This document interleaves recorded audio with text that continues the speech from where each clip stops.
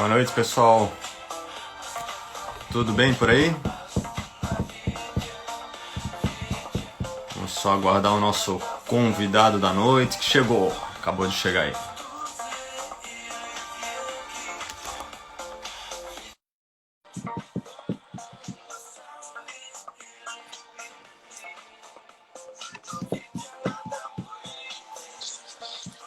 Fala, meu amigo. Olá, Rafael. Boa noite, tudo bem? Boa noite Tudo bom tudo bom e contigo? aos ouvintes também aí, os participantes. Eu acho que eu fiquei um pouquinho alto aqui. Deixa eu baixar um pouquinho, porque acho que melhorou. Não vou ficar. Minha testa já não ajuda. Então, se ficar cortado, fica mais estranho. Bom, parece que você tem cabelo, né? Pois é. Tô Mas arrasado. eu vi uma foto tua de um tempo atrás, bem cabeludão, né?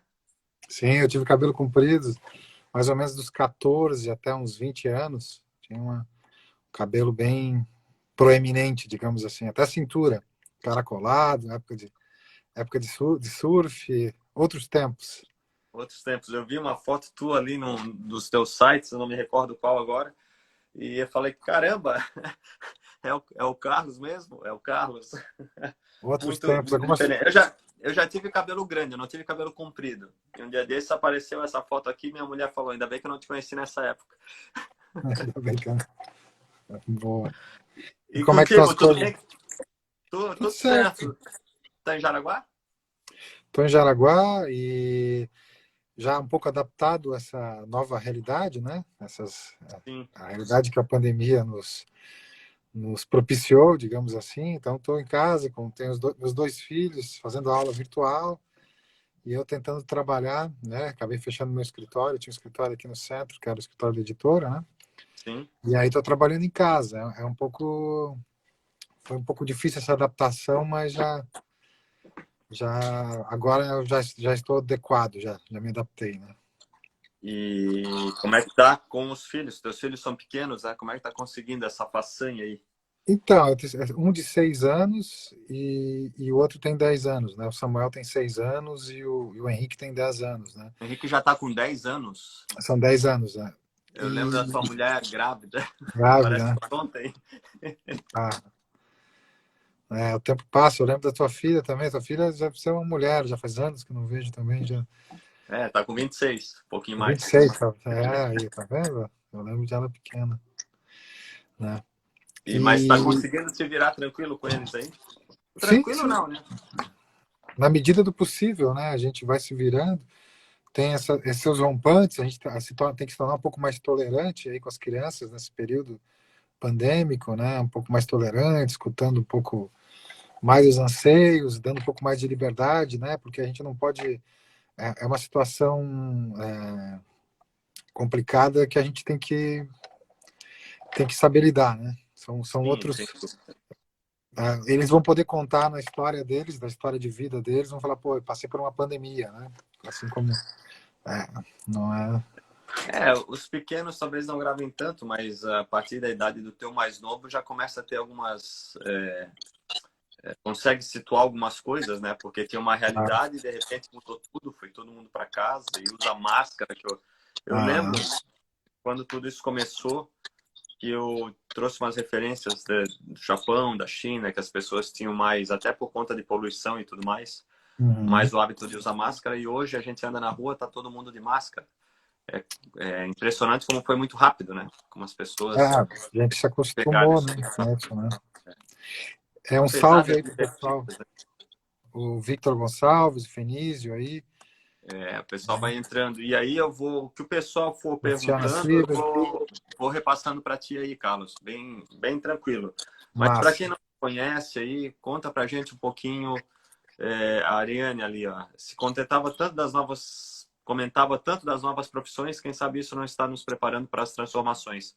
E de fato, né, a colocação da Ariane está bem situada, porque antes da pandemia a gente tinha a projeção de que crianças que estavam entrando agora no ensino fundamental exerceriam atividades que não existem hoje, né? 70% delas vai exercer uma atividade que não existe hoje. E essa pandemia, essa mudança de rotina, essa quarentena está fazendo muita gente ter que repensar muitas coisas e talvez preparar essa molecada para um futuro tão diferente, né? E já Querendo que a ou gente está não, falando de futuro guerras e e pandemias de são ficção, aceleradores, né? São aceleradores, né? Guerras, não, pandemias são aceleradores de tudo, né? De conhecimento, de, de profissões e tudo, porque te joga, né? Te tira de uma zona de conforto, tira países de uma zona de conforto e faz com que tudo acelere, né? Tudo tome sim, uma outra proporção, né? todo tipo de crise, né, acelera. Mas É. conta um pouquinho para a gente da tua trajetória até aqui, Carlos. Eu conheço um pouco dela, já fui em lançamento, já fui em círculo de livro contigo. Fosse meu editor, a gente conversou bastante, então Sim. eu conheço um pouquinho da história. Conta mais um pouco para o pessoal aqui que não te conhece ainda. Então tá, eu sou o Carlos Henrique Schroeder, sou escritor e editor, moro na cidade de Jaraguá do Sul, que é no norte de Santa Catarina, já há 20 anos, né? Morei um tempo em Balneário Camboriú, morei alguns anos em Balneário Camboriú, e antes de morar em Balneário Camboriú, eu vim de uma cidade pequena, morei em várias cidades pequenas do Alto Vale do Itajaí. O Alto Vale do Itajaí, para quem não conhece, são 28, 29 municípios, municípios assim, diminutos. O município maior ali é Rio do Sul. Eu comecei minha carreira de jornalista num jornal extinto, que era o Diário do Alto Vale. Então eu comecei como um foca lá, como um jornalista, escrevendo, buscando pautas, e fui crescendo. À medida que o jornal ia falindo, que o jornal acabou falindo, para ter uma ideia, o jornal faliu, eu era o diretor de redação, o editor-chefe. E à medida que eu ia ascendendo dentro do jornal, o jornal ia afundando. E era Descendo. um jornal diário do Alto Vale. Então eu não sei se eu fui subindo e fui afundando o jornal, ou se eu só subi porque as pessoas foram se demitindo, saindo, não recebiam, e eu fui subindo. Mas enfim, terminei como tinha 20 e poucos anos, era diretor de redação do jornal, lá tinha um monte de gente subordinada e tal. E foi uma experiência muito interessante, a experiência jornalística no Alto Vale, porque a gente cobria todos os 28 municípios, e era uma outra fase do jornalismo, a fase do pass-up, né? Você montava o jornal, né? Então você tinha, até imprimia as coisas no computador e tal, na reta final, mas depois você ia montando, né, através de colagens, e montava o jornal, que ia para a gráfica, fazia um fotolito, Uhum. e aí saiu o jornal. Então já tinha digamos, desde jovem eu tive um contato interessante com o mundo político. Até tinha uma coluna política chamada Mix, que eram os babados políticos do Estado. Peguei a época do Paulo Afonso, derruba, não derruba. Isso, para quem são os mais novos, nem vão lembrar quem é Paulo Afonso, mas foi um governador de Santa Catarina. Teve algumas polêmicas. Então, comecei no jornalismo, continuei no jornalismo, né? E o jornal faliu, eu acabei indo para Balneário Camboriú. Lá em Balneário Camboriú eu trabalhei com diversas coisas, trabalhei com eventos, fui recepcionista de hotel, né? Mas sempre escrevendo, né? E também publicando, né? Comecei a publicar muito jovem e tal. Lancei um livro, outro, sempre com edições, eram edições caseiras, edições limitadas ou por editoras pequenas e independentes. Até montei uma agência de propaganda, tive agência de propaganda durante um tempo, também faliu. Tem né? Sou um grande falidor, né? Eu acho que eu posso fazer live sobre como falir negócios. E acabei vindo para Jaraguá do Sul no ano 2000. Namorava com uma jornalista, tinha um relacionamento estável com uma jornalista. Daí que a gente veio, acabei vindo. Ela veio trabalhar numa empresa como assessora de imprensa. Eu acabei vindo com ela. E acabei ficando por aqui. O relacionamento terminou, ela foi embora e eu continuo até hoje. Conheci a minha esposa, que é a Débora, aqui, né? Eu tenho os meus filhos, montei uma empresa aqui na cidade, que é a Design Produções, que realiza eventos de literatura, uma empresa que fundou a Feira do Livro aqui da cidade. A Uhum. feira está indo para a 14ª edição hoje, fundou um monte de eventos, assessorou a criação de outros, como o Salão do Livro da Serra Catarinense, que é o Raul Arruda, que está aqui nos prestigiando, até participou, já foi mediador, já deu palestra lá também. Uma empresa que auxiliou a fundação de diversos eventos ligados ao, ao livro e à leitura. E, paralelo a isso, eu fui publicando meus livros. Em 2010, eu publiquei As Certezas e as Palavras, e o livro acabou tomando uma repercussão que eu nem esperava, né? Que ganhou um prêmio, e vendeu, teve várias reedições e tal.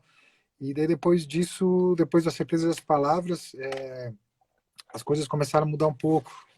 os livros que eu fui lançando acabaram tendo um pouquinho mais de projeção e daí por diante. Mas quando eu digo projeção, não esperem aquela projeção. Então, eu falo projeção em termos de literatura brasileira contemporânea, né? Que é meia dúzia de gato pingado que lê livro de literatura brasileira contemporânea, né? Que é um nicho do nicho do nicho do nicho, né? Então, Eu, eu lancei o A tenho... Certeza das Palavras, As Sim. Fantasias Eletivas, História da Chuva, e agora, em março, lancei o Aranhas, aqui, que é uma coletânea de 32 narrativas breves, né, de contos, que são narrativas que giram em torno do universo das aranhas, mas tratam de personagens, sobretudo, do cotidiano, né? Eu li um livro teu também, participou de coletâneas, né? E então eu li uma coletânea com grandes autores do ano 2000, que se projetava, se esperava que eles se projetariam bastante. Eu acho que no teu caso específico ganhasse uma repercussão. O prêmio Clarice Lispector foi com qual livro?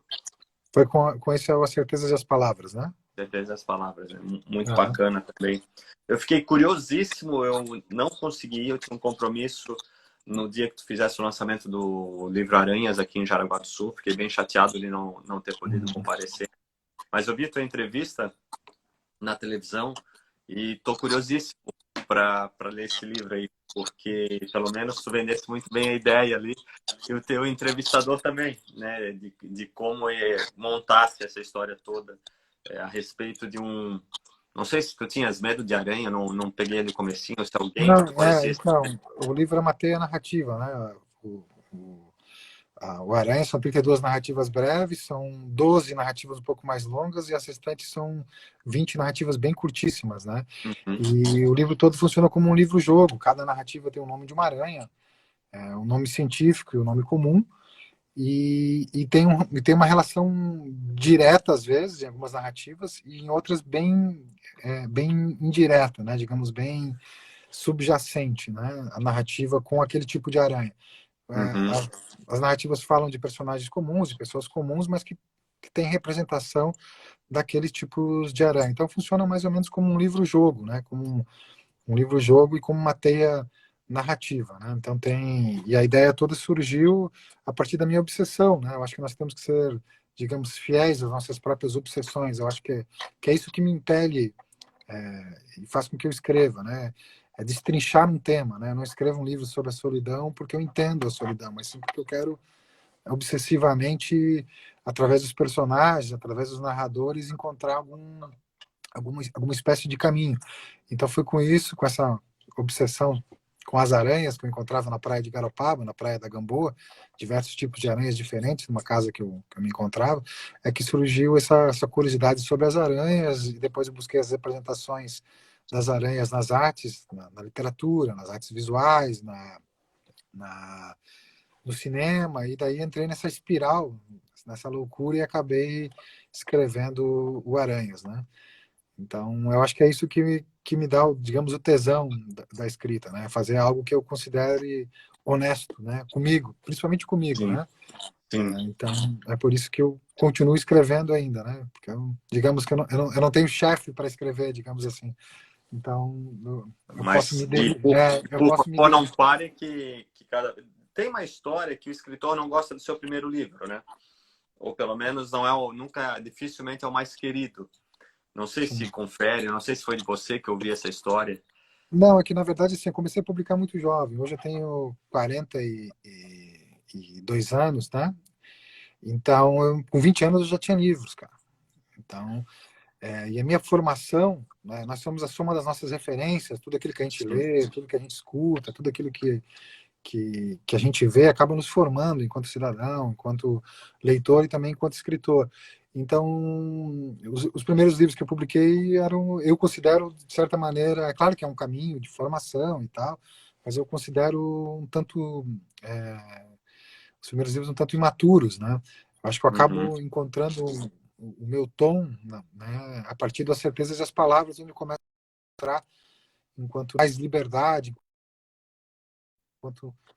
enquanto escritor, é quando você acha aquela sua, digamos, a sua própria dicção, né? A sua Uhum. voz. Então tem essa coisa, não é que eu rejeito, mas é que eu acho um tanto imaturos o que eu lia, né? Pô, em 20 anos que se passam, 22 anos, eu já li muita coisa, né? Já entendi muita coisa do mundo, então eu acho que é um processo de amadurecimento, né? Eu não sou É Rambo, natural, né? Que né? o cara É com natural. 17 anos brilha e encontram, né? Então, a gente tá no processo e eu acho que tem uma coisa mais interessante ainda, que, que eu não me considero um escritor pronto e isso que é o mais legal, né? Está sempre aprendendo, está sempre deslumbrado, eu me deslumbro com novos autores que estão saindo, eu leio com maior tesão e bato palmas, acho, pô, que legal, me deslumbro com novos autores, com novas perspectivas, gosto da bibliodiversidade brasileira, né? De ver tudo que sai no Brasil, tanto poesia, prosa, acho riquíssimo. Eu acho que esse deslumbrar, esse encantamento que falam da poesia, esse encantamento que mantém o vigor, né? Que mantém a gente, não deixa a gente estático, né? Uhum. Não deixa a gente morrer enquanto escritor. Então, eu estou sempre procurando alguma coisa nova para me motivar a escrever cada vez mais e com mais tesão Bacana. E a daí por gente, diante, né? e no final das contas, a gente se encontrou nessa. Antes de eu fazer o comentário, quantos livros tu já escrevesse? Tens ideia? Ah, então, são 10 livros, né? São 10 10 livros. livros já? 10 livros, é. Os últimos foram Aranhas, História da Chuva, As Fantasias Eletivas, Fazer As eletivos. Certezas e as Palavras e O Ensaio do Vazio. Esses foram os últimos 5 O livros, ensaio né? do Então, vazio foi o quinto. O O ensaio do Ensaio do vazio, Brasil foi lá por 2007 que deixa eu te saiu falar, o pelas Sete ensaio do Letras. vazio me pegou de um jeito. Eu li aquele livro e eu não acreditava que era um cara que eu conhecia que tinha escrito o livro, assim, Não, sabe? o livro é uma porrada. Ele hoje ia cair O uma livro é uma censura porrada. pesada, É um, né? é Ah, um livro ah, pesado, quase escatológico, assim, né? Então é. ele é muito impactante. Você falava, porra, é o Carlos? Tão calminho, Não, então, tão tranquilo, quando o livro incorporou alguma saiu, coisa? pela coleção Rocinante das Sete Letras, uma editora lá do Rio de Janeiro, publica muita coisa interessante. Quando o livro saiu, até teve um certo. A minha ex-companheira, ela até ficou alguns dias sem falar comigo. Ela confundiu essa questão do narrador com o autor, né? E ela ficou Uhum. alguns dias, porque o Ensaio do Vazio é a história de um artista visual, misósofo, misógino, carreirista, que faz de tudo para ascender nas artes e faz de tudo para apagar os seus erros do passado. Então é um livro realmente quase escatológico. É uma porrada, como se fosse. Não tem a Febre do Rato, que é um filme do Cláudio Assis, que fala de um poeta lá no Recife, é como se fosse isso, só que no início dos anos 2000, né? Então é um livro que realmente é uma porrada. Eu olho para o livro hoje, leio, nossa, vejo isso, vejo o livro e eu me assusto com tudo que está ali no livro ainda, né? Deixa eu só Mas, mandar, Carlos, dois alôs aqui. Um para o Nelsinho, que entrou agora, que é um amante fala, Nelson, um tudo bom? apoiador aqui dos projetos culturais. E outro para o professor Coriolano, que está vendo a gente lá de São Paulo. Um cara também muito especial. Olá. E é verdade, né? Hoje fez 3 anos do nosso encontro, quando nós nos conhecemos pessoalmente. Ele foi meu professor na pós de Direito Digital. E ele teve uma grande gentileza comigo de participar de um congresso que eu fiz aqui sobre direito e segurança digital. E ele é um apaixonado por literatura, Carlos. Que O legal. professor Coriolano gosta de poesia, declama e as palestras dele são um show. Sou muito fã do professor Coriolano e estou muito feliz dele estar aqui hoje com a gente também. Mas, Carlos, esse teu livro eu recomendo, todos eu recomendo, mas esse eu recomendo para aquelas pessoas de estômago mais forte. Falasse que tivesse tua namorada ficou um pouco chateada porque confundiu o autor. Bom, tu conhece o meu livro, que fala de advogados, então tu Sim. consegues imaginar o que eu passei aqui em Jaraguá do Sul quando o meu livro foi publicado, porque muitas pessoas queriam saber quem era quem dentro do meu livro e não era ninguém, né? Era uma soma de todas as coisas, mas de resultado diferente de todo mundo. E as pessoas diziam, esse é você, esse é aquele outro, essa é aquela. E não tinha absolutamente nada de nada, mas para muita gente foi complicado assimilar isso. Principalmente quando não se trata de um escritor profissional, como é o meu caso. As pessoas têm que ter tem que achar que tem que ter alguma coisa envolvida, né? Mas eu te entendo, e que bom que isso não aconteceu só comigo. Mas, Carlos, a gente veio falar hoje um pouquinho de ficção e realidade nessa confusão que a gente está vivendo, né? E para a gente, pelo menos, ali na faixa dos 40 anos, 40 e poucos você, 40 e tantos eu nunca tinha imaginado que ia passar por isso. E no final a gente começa a lembrar, no final, né? Não sei se a gente está no final, mas no meio do caminho a gente começa a lembrar, associar com livros, com filmes distópicos ou filmes de ficção científica. E o primeiro livro que me veio na cabeça foi vendo quando as coisas começaram a ganhar corpo, todo mundo isolado em casa e não pode isso, não pode aquilo, foi Ensaio sobre a Cegueira, do Saramago, que é um baita livro também, eu gosto. O Gustavo me disse que ele perde muito para esse aqui, que eu já separei para ler. Não sei se dá para ver aí o Evangelho segundo Jesus Cristo. Tá aqui sim, são. Na minha pilha. E para mim trouxe muita mensagem do que tinha lá no Saramago, né? Que o livro, como costuma ser, é bem melhor do que o filme. E o filme é bom, mas o livro é muito mais forte também, porque tem cenas no livro que eram quase impossíveis de colocar no filme sem que ele fosse todo proibido. Teve algum livro que passou pela tua cabeça também?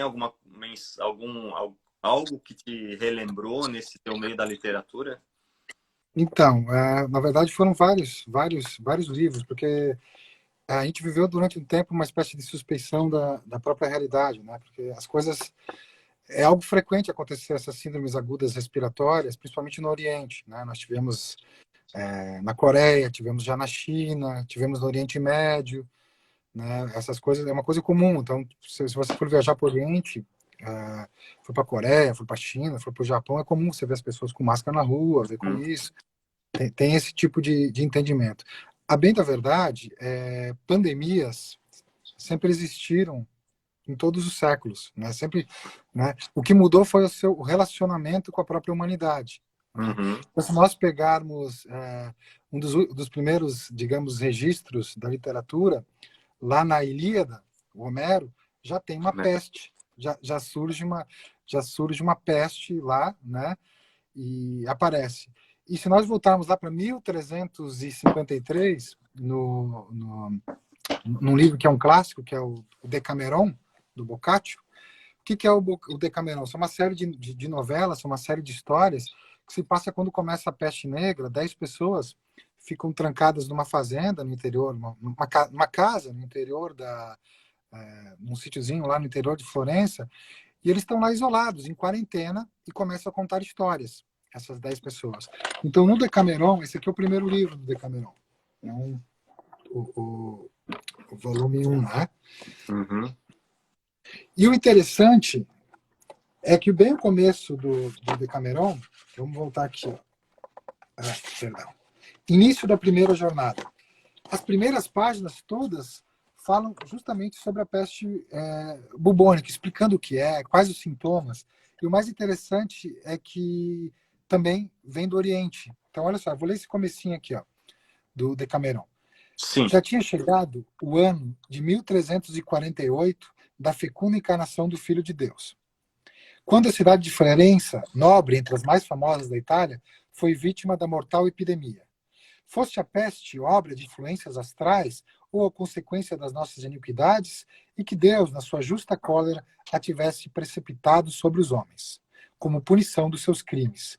A verdade é que ela, a pandemia, já havia se declarado alguns anos antes nos países do Oriente, onde arrastara para todos nós inúmeras perdas de vidas humanas. Depois, prosseguindo a sua marcha sem se deter, propagou-se para nosso mal na direção do Ocidente.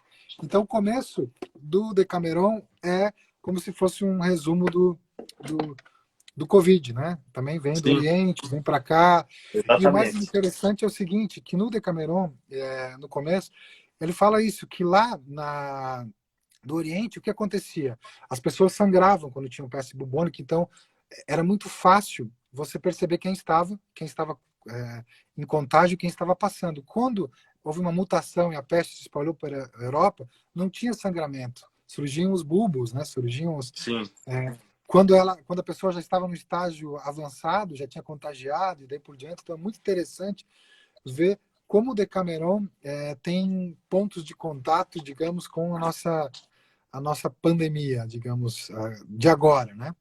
Porque, na verdade, Interessante. mas a coisa que eu acho mais interessante dessa pandemia, que as pandemias, pô, a gente teve a gripe espanhola, a cada 100, 200 anos nós temos uma pandemia. A coisa mais interessante foi que na nossa contemporaneidade nós tínhamos um valor, o valor agregado, o dinheiro, qual que era? Qualidade de vida, bem-estar, né? Dinheiro traz isso, traz aquilo. E a pandemia, de alguma maneira, ela fez uma cisão, colocou um ponto de inflexão, porque fez as pessoas pensarem, ou a gente trabalha, no começo da pandemia, né? Dividiu as pessoas em duas. A gente precisa ou trabalhar ou ficar em quarentena. Então ela criou um Uhum. ponto de, digamos, de filosofia de uma maneira até, digamos, global, né? Então isso foi uma coisa que eu achei das coisas mais interessantes, né? Porque antes o dinheiro reinava de maneira suprema. Dinheiro igual a vida, vida igual dinheiro, dinheiro nos traz benefícios. E chegou um momento que teve essa espécie de cisão, as pessoas começaram a questionar isso. Vamos trabalhar? Precisamos parar? Senão vão morrer tantas pessoas, isso, aquilo. Então, essa foi o grande questionamento que essa pandemia trouxe para a contemporaneidade, né? Questionou o dinheiro, que era algo quase Uhum. inquestionável, se fôssemos pensar alguns anos atrás. Então trouxe digamos, um peso filosófico para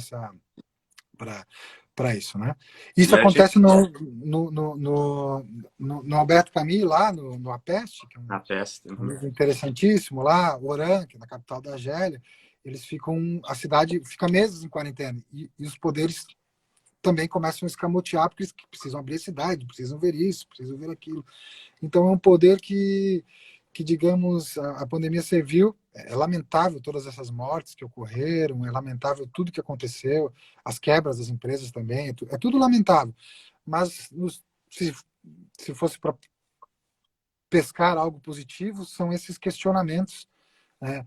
A ética na contramão da história, digamos assim, são os questionamentos éticos que surgiram com a pandemia, né? Se E, fosse para e são pescar alguma coisa E são positiva disso aí. questionamentos difíceis, né, Carlos? Porque Difícil.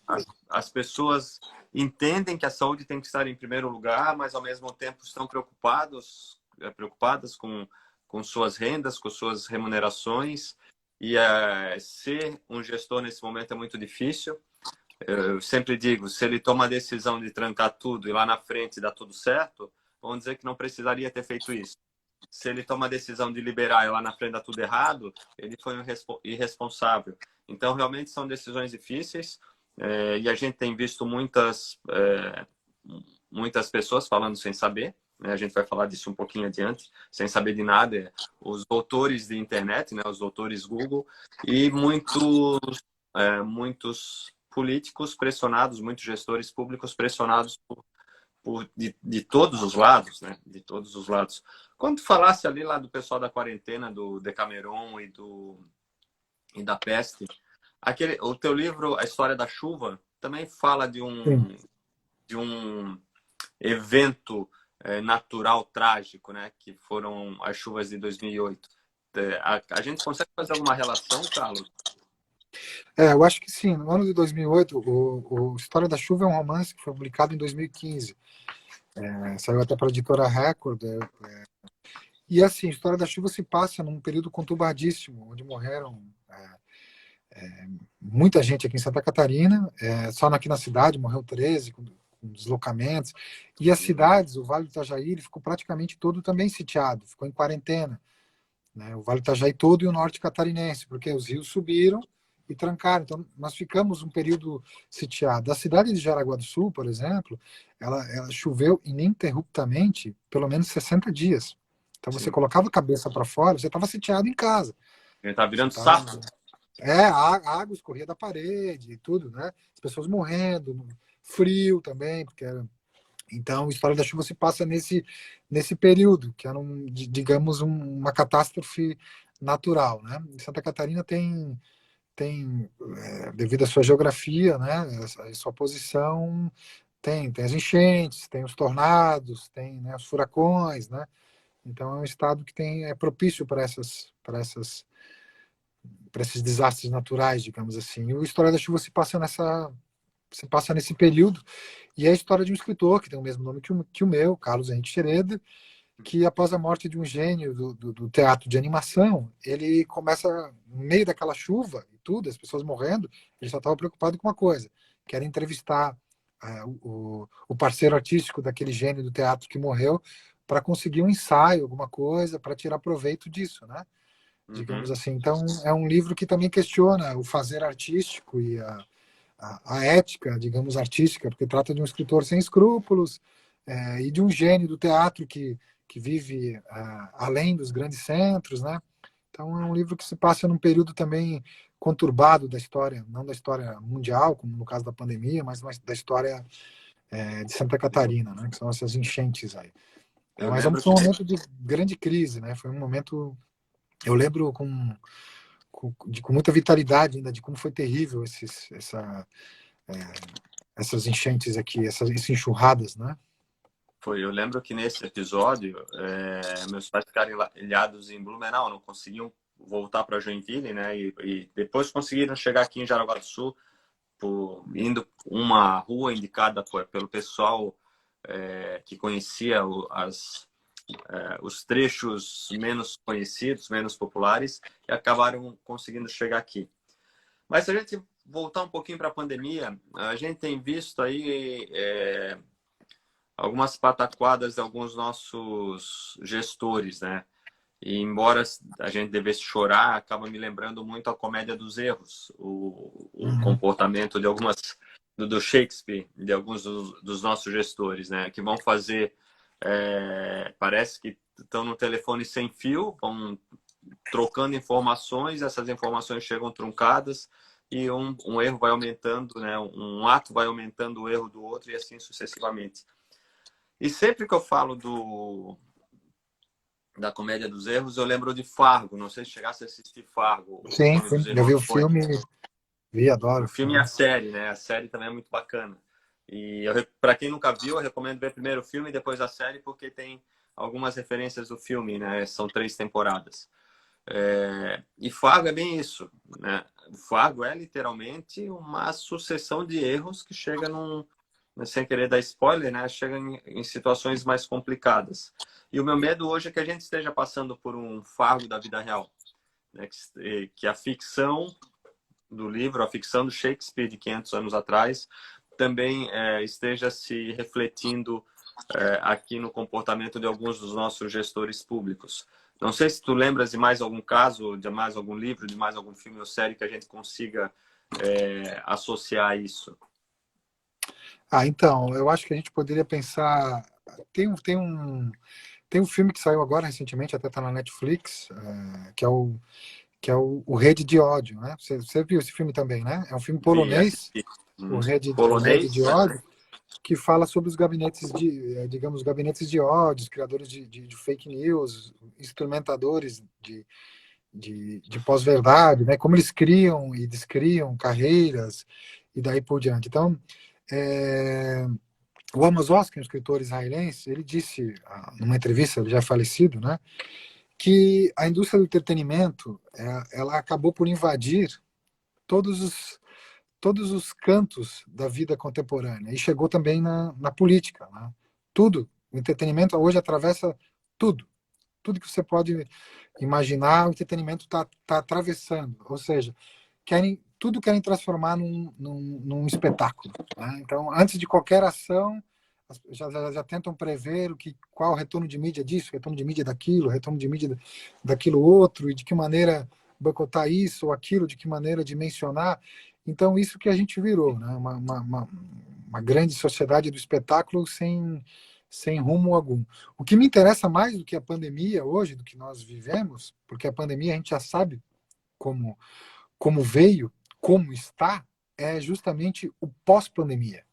Sim. Quando tudo isso passar, que eu sei que vai demorar um pouco, sem vacina, não tem outra solução, as pessoas ficam discutindo solução milagrosa aqui e lá, sem uma vacina, é como qualquer outra doença que precisa, é como a gripe A, sem vacina não tem solução. O que eu gostaria de pensar é o que vem no pós-pandemia de verdade. Tem um livro muito interessante, chama-se O Ano do Dilúvio, é da Margaret Atwood. A Margaret Atwood, ela é a autora do Conto da Aia, virou uma série de sucesso, saiu no Hulu, saiu em vários lugares, né? É uma distopia também. E o Ano do Dilúvio foi publicado no ano de 2009. Aqui, ó. Esse aqui é o livro, o ano, né? E ele mostra o quê? Ele mostra o mundo pós-pandêmico, com os humanos quase extintos, né? Por uma espécie de dilúvio sem água. É um vírus que viaja pelo ar, né? E aí ele vai falando sobre esses personagens, a maneira que eles lidam com a própria, digamos, com a solidão e com o meio ambiente, né? Com a natureza, né? Eu acho que o grande aprendizado, né, que nós podemos tirar dessa pandemia para pós-pandemia é a nossa própria relação com a natureza. Tem um filme que é interessante, que nos mostra isso, que é o Contágio, que é do Steven Soderbergh, que fala do surgimento de uma epidemia justamente pelo mau uso, né, de animais silvestres. Aí surge um vírus, e daí vai para outro lugar e tal. Então, é isso. A nossa própria relação com a natureza é que deveria mudar e aprender com essas coisas na pós-pandemia. E tem um livrinho muito legal, que é esse aqui, ó, que é do filósofo indígena, o Ailton Krenak, até um best-seller esse, Ideias para Adiar o Fim do Mundo. É um livro muito interessante, porque ele é de uma clareza, e de uma profundidade muito, muito interessante. Mas é um livro muito claro, né? Olha só aqui, eu vou ler uns trechinhos para vocês. Eu acho que essa a grande lição que nós poderíamos tirar disso tudo é a nossa relação com a natureza. Nós, a humanidade... Ideias para adiar o fim do mundo, né? Exatamente. Ideias para adiar o fim do mundo. Eu vou ler uns trechinhos bem rápidos aqui, tá? Por favor. Nós, a humanidade, vamos viver em ambientes artificiais produzidos pelas mesmas corporações que devoram florestas, montanhas e rios. Eles inventam kits super interessantes para nos manter nesses locais, alienados de tudo e, se possível, tomando muito remédio. Enquanto isso, a humanidade muito bom. vai sendo descolada de uma maneira tão absoluta desse organismo que é a Terra. Os únicos núcleos que ainda consideram que precisamos ficar agarrados nessa Terra são aqueles que ficaram meio esquecidos pelas bordas do planeta, nas margens dos rios, nas beiras do oceano, na África, na Ásia, na América, né? E justamente são os caiçaras, os índios, os aborígenes, a subhumanidade, porque tem uma espécie de humanidade. A ideia de nós, os humanos, nos descolarmos da Terra, vivendo numa abstração civilizatória, é absurda. Ela suprime a diversidade, nega a pluralidade de formas de vida, da existência e de hábitos. Oferece o mesmo cardápio, o mesmo figurino. Mas não era essa aqui que eu... aqui, ó. A Terra é a humanidade. Eu não percebo onde tem alguma coisa que não seja natureza. Tudo é natureza. O cosmos é natureza. Tudo que eu consigo pensar é natureza. Então ele vai falando sobre como o corporativismo também acabou separando os humanos da sua própria, digamos, natureza, né? E aí vai levantando essas questões. É muito interessante é muito simples, né? Pois é. Mas ao mesmo tempo é muito verdadeiro, porque isso tem a ver Muito com claro. ele, tem a ver com a realidade dele, que ele é um Krenak, né? E às vezes as coisas óbvias têm que ser ditas porque a gente não enxerga mais o óbvio, né? A gente sempre quer enxergar a coisa mais complexa e o óbvio ensina muitas vezes de uma maneira mais perene, né? E mais tranquila, né? Mais assertiva. Não, eu li muita filosofia ocidental, li muita coisa, e agora estou lendo justamente os pensadores indígenas, estou lendo essas... Porque eu acho que a gente tem que sair um pouco também do eurocentrismo e vir para cá, para as nossas raízes, né, do nosso próprio pensamento e daí por diante, né?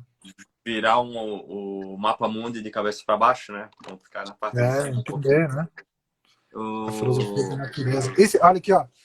Esse aqui, cara, desculpem pessoas, eu vou falando, vou pegando. Esse livro é muito legal. Fantástico, é isso que eu quero. Eu até queria pegar um livro quando você falou lá daquela autora do Ano do Dilúvio. Eu não lembro o nome dele, eu não sei onde é que vai estar ali agora. Eu lembro o nome do autor do A Estrada? A Estrada é o Cormac McCarthy, né? Esse mesmo. Cormac McCarthy, Meridiano de Sangue, né? Isso aqui é genial, né? A Revolução das Plantas. né? É um grande ensaio, né? E fala sobre trata sobre uma espécie de bioética do pensamento das plantas, como e faz comparação com o pensamento humano. É muito legal. Tem esse outro aqui, ó, porque a gente sempre pensa, até tem um, ó, esse aqui também é legal, ó. Outras mentes, né? O polvo é uma das espécies mais inteligentes, né? E aqui fala sobre os estudos sobre a mente do polvo. É muito legal, né? Até tem uma frase legal ali no livro, que é um livro sobre do Bruce Chatting com o chefe Yanomami, que ele fala assim, né? Os brancos sempre quando sonham, sempre sonham com os brancos, né? Ou seja, é sempre um pensamento para si, né? Não pensa a partir da natureza, é sempre de si Umbilical, para né? si. Umbilical, para o próprio É, umbigo. É. exatamente. Mas a gente Por fugiu um pouco acaso, da. a Revolução das Plantas não é uma versão da Revolução dos Bichos? Não, não. A Revolução É, das Plantas é. O Stefano como é que é? Mancuso. Opa, tá caindo Quando a ali. gente não come carne, como é que fala? Não, também não é dos vegetarianos, não. Não é Ó, não é uma versão vegetariana, né? não. Ó, para Stefano Mancuso, o verdadeiro potencial para a solução dos problemas que nos afligem está nas plantas. Sua autonomia energética, ligada a uma arquitetura cooperativa distribuída sem centros de comando, faz delas seres vivos capazes de resistir a repetidos eventos catastróficos e de se adaptar com rapidez a enormes mudanças ambientais. Ao revelar a capacidade das plantas de aprender, memorizar e se comunicar, o cientista, fundador da neurobiologia vegetal, propõe um novo modelo para pensar o futuro da tecnologia, da ecologia e dos sistemas políticos. Então, é um pensamento a partir das plantas mesmo. É muito legal esse livro. A Revolução das Plantas, do Muito Stefano doido. Mancuso, editora Ubu. Tem que Ubu. encomendar que é. Uhum. Carlos, eu quero fazer uma pergunta aqui do Hang Ferreiro. Me desculpa, eu não sei Dale, qual é o Rony. nome dele. Não sei se você conhece. Mas antes de fazer Conheço, a esteve na pergunta Feira do dele, Livro aqui. eu vou emendar aqui. A gente está meio perdido, né? Apesar de a gente estar pensando, você como eu fiz algumas lives aqui em outras terças-feiras justamente a respeito do pós-pandemia, em vários aspectos, e a gente tem tido umas conversas bem bacanas. Mas, às vezes, a gente parece que fica... Eu me sinto, de vez em quando, um Joseph K, né? Do processo. A gente não sabe para onde está indo, com quem está brigando, por que está brigando, se vai sair algum dia desse processo pandêmico todo. A gente sabe que vai sair, mas não sabe direito como vai sair nem quando vai sair. Espera que seja rápido, mas a racionalidade às vezes diz que não vai ser tão rápido assim. E aí, dentro desse contexto kafkaniano, faço a pergunta aqui do Ferreiro. Vocês acreditam, vou passar para ti, você acredita, Carlos, que o cenário distópico que temos hoje seja reflexo da oportunidade, ou seja, criou-se uma ode ao que deveriam refutar? A gente foi uma criação para confundir tudo, não sei se foi isso que ele quis dizer. Não, eu acho que não, né? Porque o que acontece? O senso comum cunhou a expressão da pandemia como um novo normal. O senso comum com essa percepção, o que virá são os novos normais, ou seja, que o futuro nunca é normal. Esse né? é o Nelsinho, né? Então, esse é o Nelson. Então, para responder o Nelson, eu vou usar o Philip Dick, lá, o autor do Minority Report, o Castelo do Homem Alto. Ele diz que o futuro muda cada vez que nós vemos ele. Cada vez que nós enxergamos o futuro, ele muda. Né? Então, mas vamos voltar lá para o Hang Ferreira. Essa é uma pergunta interessante. Primeiro, eu quero falar sobre o Kafka, né? O Kafka, essa literatura absurda do Kafka, se a gente pegar a Metamorfose do Gregor Samsa transformado em barata, ou Joseph K., o Agrimensor, né? O Processo e daí por diante, né? Mas o que é mais absurdo o que é mais kafkiano não é a pandemia. A pandemia é algo absolutamente natural. Nós sempre tivemos e sempre vamos ter problemas de origem virótica, digamos assim, de vírus, de bactérias, porque o nosso corpo vai mudando, as relações com a natureza são outras, né? Então sempre existirão. pandemias, né? Sempre existe algumas de maior gravidade, algumas de outra de maior gravidade, outras de menor gravidade. O Covid-19 está matando muita gente, mas poderia ser bem pior. Imagina se fosse um Bem ebola, pior. digamos assim, poderia ser muito pior. É lamentável o descaso de grande parte dos governos mundiais também com a Covid, a demora na resposta, né? Mas eu acho que não existe uma grande ficção por trás disso. As pessoas não existe uma grande. Porque senão nós estamos falando de grandes potências mundiais nesse jogo. China, Rússia, Estados Unidos, pessoas com dinheiro, capacidade, tecnologia. Se um pudesse desmascarar o outro de maneira rápida e eficaz, faria isso Sem num dúvida. clique, sem dúvida. Né? Somos nós sim, vivemos numa espécie de ficção e somos levados para lá e para cá de acordo com a corrente. Né? Por quê? Porque nós vivemos, todos nós, eu, você, nós querendo ou não, nós vivemos nas nossas bolhas, a bolha política, a bolha filosófica e a bolha afetiva. Então nós vivemos ali cercados por aquilo que nós acreditamos, pelos amigos que nós estimamos, né? E daí por diante, nas redes sociais a gente só tem quase aquelas pessoas que concordam com a nossa opinião política, a gente evita essa espécie de confronto. Então, nós também vivemos numa espécie digamos, de pós-verdade também. Por quê? Porque a pós-verdade, ela emula e cria uma realidade de acordo com as nossas próprias crenças e, e superstições. Então, é muito difícil hoje você chegar e ter uma informação limpa, pura, adequada, né? E os próprios grandes veículos de imprensa acabam caindo em erros grotescos. Estou falando de New York Times, estou falando não é nem Folha, Estadão, né? Então, o que acontece? A gente vive num período de plena irrealidade por causa da virtualidade das nossas relações. Né? Hoje nós temos o virtual é algo muito presente na nossa vida e faz anos já. Na verdade, faz anos que a gente está vivo. Vamos pegar assim, tem um ensaio muito legal, que é um ensaio de um escritor norte-americano chamado Jonathan Franzen. É um escritor bem conhecido e tal, escreveu As Correções e outros livros, né? O ensaio é chamado Curtir a Covardia. É um ensaio que já tem um tempo. O ensaio é baseado numa palestra que ele deu para formandos, né? No Curtir a Covardia, ele levanta uma questão bem interessante, né?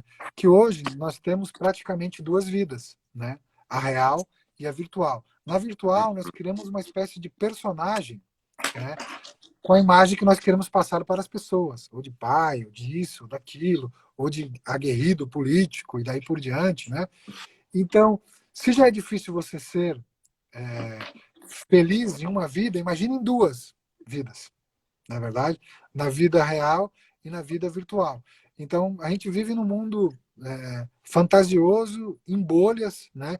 E isso é muito fácil e muito, digamos, apetitoso, né, para os grandes conglomerados que coordenam as aglomerações de dados. Então, a gente é um refém fácil para essas coisas. A gente recebe todo dia um mundo de informações que são falsas. Né? Muita gente replica essas informações. Se chega um dado para mim, são 4 veículos que eu vou checar. Eu vou num jornal, vou num outro, vou no estrangeiro, antes de compartilhar ou de ver qualquer coisa, porque a gente não tem condições. De WhatsApp mesmo, não dá para... Não acredito. Chegou de WhatsApp, corrente disso, daquilo. Né? Então a gente vive num universo que é um universo ficcional. Nós já somos ficcionais. Nós, Uhum. todos os dias, acordamos e para não sermos fustigados pelo anonimato da loucura, nós criamos nossos personagens, que são máscaras sociais, para lidar com outras pessoas. Isso Uhum. é normal. Né? O que um ficcionista faz, um escritor? Ele lida com essas máscaras e bota nos seus personagens, uma espécie de esquizofrenia controlada, digamos assim, escreve e conta e conta histórias, né? Mas a ficção hoje é muito mais presente na vida das pessoas do que nunca, apesar de que as pessoas podem ler menos. Por quê? Porque elas vivem uma vida virtual, né? Também, além da vida real. E muitas pessoas são mais felizes na vida virtual do que na vida real, né? Acham mais legal lá no Instagram, fazendo pose. Nossa, ganhei tantas curtidas. Tem a Ok, menor sombra de dúvida, né? Tem é. gente que... E eu não vou julgar, porque as pessoas procuram felicidade onde elas quiserem, né? Claro, Ok, essa né? transformação... Carlos, eu acho que apagou a lâmpada que estava na sua frente, ficasse escuro para todo mundo aqui. Fiquei escuro. É. Eu tenho uma lâmpada aqui. Ah, daqui Eu a não pouco eu sei vou que dançar. de repente ficou escuro aí. Eu tenho uma Mas lâmpada aqui que eu não... não sei o que houve. Já melhorou, já melhorou. Mas é bem isso que tem acontecido. E eu concordo contigo. Não dá para julgar as pessoas. Todo mundo quer ser feliz. Algumas pessoas, o problema é que algumas pessoas às vezes não conseguem mais separar, né? A gente está meio num episódio de Black Mirror. As pessoas não sabem separar o que é real do que não é real. Outro dia eu escrevi sobre é, relações sexuais com robôs com inteligência artificial. As pessoas não estão querendo mais, algumas pessoas, o convívio humano real. O convívio humano real tá se tornando chato, ou as pessoas estão desaprendendo a se relacionar e ficam dentro daquele mundinho, daquela bolha, né? Eu tô chamando essas pessoas de embolhados, um pouco culpa das próprias pessoas que não fazem o que você faz, que é consultar pelo menos 4 fontes para saber se aquilo é real ou não. Elas aceitam aquilo que elas querem que seja verdade, mesmo que consciente ou inconscientemente elas saibam que não é verdade, mas se é a favor do que elas querem ou se é contra o que elas não querem, elas passam adiante. E ainda algumas com aquela desculpa: eu não sei se é verdade, mas eu estou passando, né? Como se Não, eu até parei de postar e brigar nas redes sociais por causa de política, disso, aquilo, porque você não está brigando por partido, você está brigando com crenças das pessoas, com uma coisa que é até involuntária para outras pessoas. Elas creem em algumas coisas e não tem nada que você disser vai fazer mudá-las daquilo que e está elas acham. Então, tá eu ficando cada cansei vez também. mais difícil porque os algoritmos das redes sociais deixam as pessoas cada vez mais dentro dessa bolha, né? E elas não fazem um esforço para tentar furar a bolha de vez em quando, procurar uma coisa contrária, uma coisa que não tenha nada a ver com a rotina dela. Então, Estamos cada vez mais nas mãos das grandes corporações. Quem é que sabe está o que dando... sabe o que me lembrou tudo isso? 1984, quando o Uhum. cidadão trabalhava lá no Ministério das Comunicações, se eu não me engano, o Ministério da Informação, não me recordo agora o nome do ministério, e as verdades eram aquelas verdades que o grande irmão queria. Então, se o Carlos Henrique Schroeder pisou no calo do grande irmão, ou da crença daqueles que defendiam o grande irmão, o Carlos simplesmente sumia a premiação do Carlos, ou quando não sumia o próprio Carlos, né? Então, me parece E que esse não acontecendo. no Admirável Mundo Novo, lá do Aldous Huxley, lá tem a soma, né, que é a droga da Sim, felicidade, para te a deixar droga da feliz, estável. felicidade. Isso é uma coisa comunsíssima e, né, Todo mundo meio nos dias de zumbi, hoje. quando a coisa ficava triste, tomava soma, né? Exatamente. É uma coisa. E hoje a soma pode ser até as redes sociais, né? As pessoas passam um grande Então, tempo ali e então procuram a felicidade ali, né? a Ó, o nova Ministério soma da são Verdade. as redes sociais. Ministério da Verdade, o Francisco lembrou aqui. Eu vou Aham. voltar aqui, já que nosso tempo está terminando, numa pergunta do próprio Francisco, que é uma pergunta que não tem muito a ver com o nosso papo, que eu acho que a gente vai ter que emendar no outro dia aí, porque tem zilhões de livros e filmes que a gente pode fazer referência aqui. Mas o Francisco perguntou se existe dificuldade no desenvolvimento do enredo do livro. Como algum momento que trava, se tem trava, como é que busca inspiração, é o questionamento do Francisco. Ótimo. Então, o trabalho da escritura, né, é um trabalho, sobretudo, de corpo, né, de motricidade, né, porque você escreve. Uma coisa é todo mundo tem ideia para fazer um livro, isso é uma coisa, né, todos têm ideias, têm vontade de executá-las, mas o trabalho para escrever um livro ele é corporal. Você tem que encontrar a sua própria motricidade corpórea, digamos assim, né, para se entender enquanto escritor, né? Então, assim, quando perguntam o que você tem qual é a grande dica para quem está começando a escrever? Primeiro é se conhecer. De que maneira? Né? Quando você escreve melhor? É de manhã, de tarde ou à noite?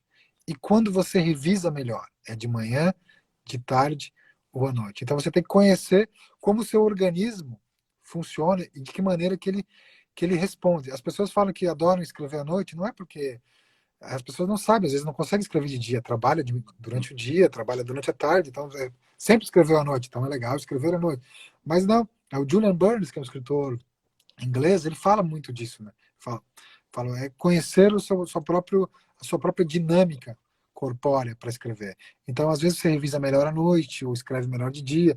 E se você está travado, você tem que dar uma escapada. Vai ler outra coisa, vai ver um filme, vai pesquisar outras coisas que são inerentes ao livro. Né? Isso vai acabar te ajudando a ultrapassar essa tua própria limitação criativa. Né? Então, uma pulsão criativa só vai ser substituída por outra. Então, você tem que procurar estímulos criativos para poder ultrapassar esse bloco. E só o trabalho árduo que vai fazer com que isso funcione. Você está escrevendo um romance sobre de cavalaria, digamos, medieval. Vai ver, começa a ler alguma coisa sobre uns cyber-cavaleiros, vai procurar uma maneira de ultrapassar as ideias, até as ideias preconcebidas que você tem. E eu acho importante para o escritor, qualquer tipo de escritor, é sempre se desafiar enquanto narrador, enquanto leitor. Não ler aquilo que gosta, ler aquilo que acha que é difícil mesmo. Né? Tentar entender as coisas, né? Tentar se desafiar enquanto narrador, tentar se desafiar enquanto escritor. Né? É isso que vai nos fazer enriquecer, né? Enquanto narradores. Então, quando estou com um problema, encarando uma página em branco, eu vou ler algo, às vezes, difícil, vou procurar uma referência de determinado artista visual, vou procurar ultrapassar essa minha limitação e arejar a cabeça de uma outra maneira também, né?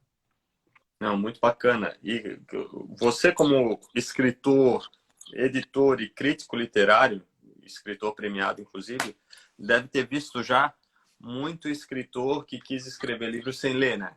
De vez em quando aparecem os caras. Isso sim, Eu tive uma ideia, carreirismo vou escrever um literário tem livro, mas o tantas cara nunca facetas, meu leu, amigo. nunca terminou de ler um livro na vida. E isso deve ser muito complicado para quem lida na tua área ali de crítica e principalmente. Tem as pessoas que são ingênuas mesmo, né? Tem pessoas que são ingênuas. Acredito que né, por ter uma história na cabeça, essa história é boa e que ela vai ficar legal e tal, mas leram 2 livros na vida. Não tem como, né? A matéria-prima do escritor, a aprendizagem do escritor é a leitura. Só a leitura vai te dar um cabedal de referências, vai te dar técnica, vai te dar repertório, vai te dar tudo isso, né? É só lendo. Você tem que ler, ler, ler, ler. Né? E É o único jeito. convenhamos, não é todo mundo que pode escrever sem pontuação como Saramago, né? Não, e as técnicas. E tudo isso você tem que pegar E é ir técnica, lendo. né? Tem as pessoas que são ingênuas, né? E tem as pessoas que acham que entram na literatura como uma espécie de carreirismo para, sei lá, para aparecer. Acho que escritor é famoso, que escritor ganha dinheiro. Tem tudo quanto é tipo de maluco. Tem A tudo. gente tem falando em escritor, o Nelsinho disse que está preparando um romance aí. Daqui a pouco teremos surpresas, pelo jeito. Vamos ver. O Nelsinho já escreveu livros, Ótimo, legal. já escreveu algum livro e agora vai escrever um romance. Fiquei curioso, Nelson. Vamos ver o que vem por aí. Muito bacana. A gente tem mais 1 minutinho e meio aqui, Carlos. Quero te agradecer demais. Eu tinha anotado mais outros livros aqui, tinha tanta coisa que dava para a gente falar sobre realidade e ficção, mas acho que a gente teve uma ideia bem bacana. O pessoal entendeu aqui o que a gente queria, participaram, foi bem joia. Sei que o teu tempo como escritor e com esse caminhão de livros para ler e para dar conta é sempre bem apertado e por isso eu te agradeço mais uma vez por ter aceitado esse convite. Foi muito bacana mesmo. A gente tinha o primeiro Disrupção.tudo desse ano, né? E a gente ia falar sobre os impactos da tecnologia na literatura e no final das contas não fizemos por conta da pandemia. Começou a pandemia. Super empolgado, com uma roupagem nova e agora pelo jeito vai ficar para o ano que vem, Disrupção.tudo. Vai ter um ano sabático forçado aí. Obrigado, Carlos. A palavra é tua aí para se despedir. Temos 20 segundos. Não, eu que agradeço o convite, agradeço o espaço. A gente já estava programado no Disrupção Tudo, mas foi legal bater esse papo. Eu acho que a gente conseguiu entrar um pouco no cerne da questão, das fake news, da pós-verdade, de como a pandemia, de alguma maneira, afeta a vida das pessoas, né? Afeta e vai afetar. Tá acabando.